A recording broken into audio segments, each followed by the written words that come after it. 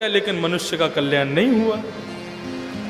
तभी वहां पर एक बड़े परम विद्वान सूत जी का आगमन हुआ और सूत जी से सौनकादि ऋषि कह रहे हैं कि अज्ञान ध्वांत विध्वंस कोटि सूर्य समप्रभ सूताख्या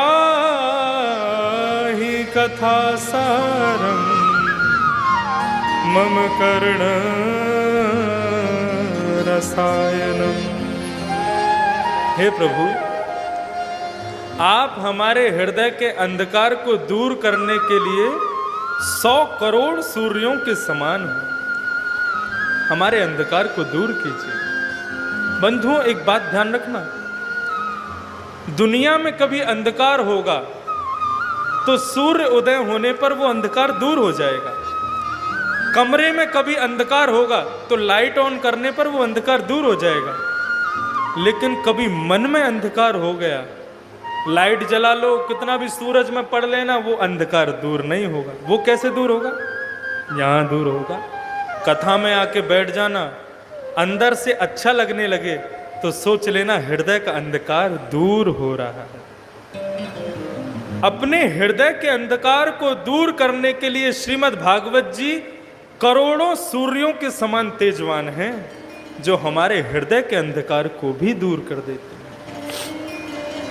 तो हे प्रभु, हमारे हृदय के अंधकार को दूर कीजिए। क्यों? भगवान से कह देते, व्यास जी से क्यों कह रहे हैं कि हमारे हृदय के अंधकार को दूर करो? क्योंकि एक बात सुनना कि चिंता मणिर्लोक सुखो सुरद्रो स्वर्ग संपदा प्रयच्छति गुरु प्रीतो वैकुंठम योगी दुर्लभम। चिंता मणिर लोक सुखम, एक मणि होती है, उसको कहते हैं चिंतामणि। उस चिंतामणि को हाथ में लेकर के आप जो सोचोगे वो आपको मिल जाएगा। ध्यान से सुनना, चिंतामणि को हाथ में लेकर के तुम जो सोचोगे वो तुम्हें मिल जाएगा। और सुरद्रुह स्वर्ग संपदम, स्वर्ग के कल्प, स्वर्ग में एक पेड़ है, उसका नाम है कल्प वृक्ष। उसके नीचे बैठ करके जो मांगोगे वो तुम्हें मिल जाएगा।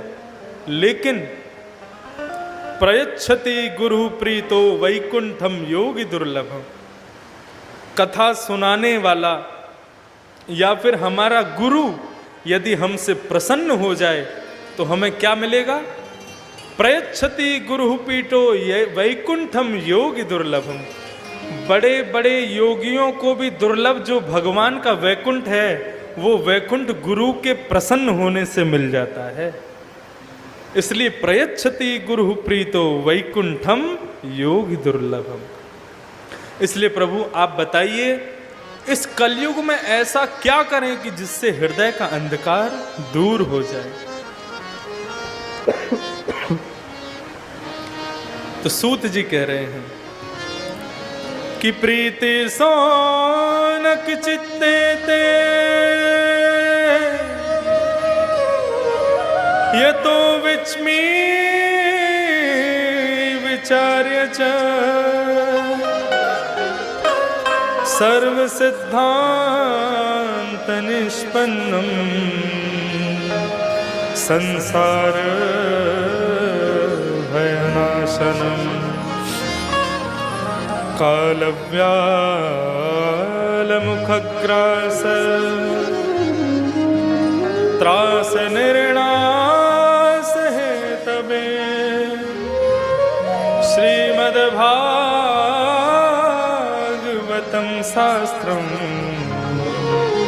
कलौ कीरेण भाषितम्। कलयुग में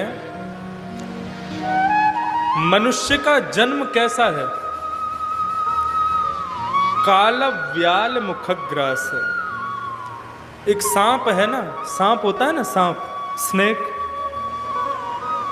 उसके मुख में जब तक हम हैं तब तक हमें डरने की जरूरत नहीं है। डरने की जरूरत कब है? जब उसका मुख बंद हो जाएगा। यदि कोई बहुत बड़ा अजगर सांप मुंह खोल के बैठा तो उसके मुंह में घूम लो, कोई बात नहीं है, लेकिन यदि उसने मुख बंद कर लिया तो फिर आप बच नहीं सकते हो। तो ये अजगर सांप कौन है? समय, काल, समय, टाइम, ये जो है ये अजगर सांप है और इसने हमें पीछे से ऐसे पकड़ा हुआ है। हम लोग कब तक जीवित हैं? जब तक उसका मुंह खुला हुआ है। लेकिन जैसे ही इस टाइम रूपी अजगर सप ने अपना मुख बंद कर लिया, फिर हमें कोई नहीं बचा सकता। चाहे कितना भी बड़ा संत हो, कितना भी बड़ा महात्मा हो, कितना भी बड़ा मुनि हो, मरे हुए व्यक्ति को कोई नहीं बचा सकता।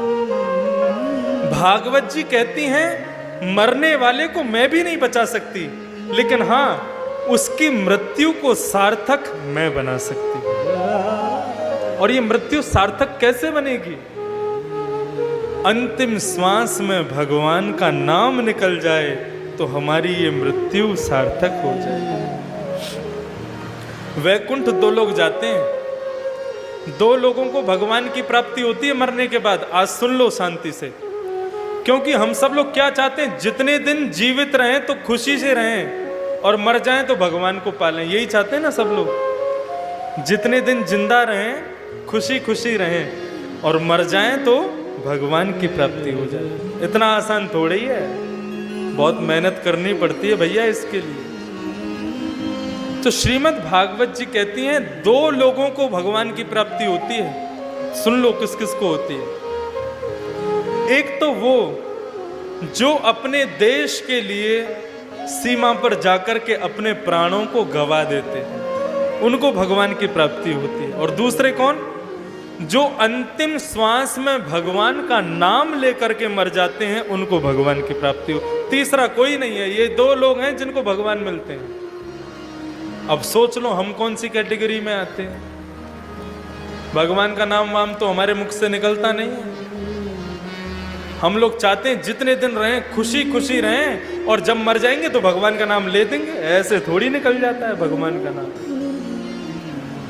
आप लोग जितने भी यहाँ बैठे हो, गाड़ी चलानी आती है?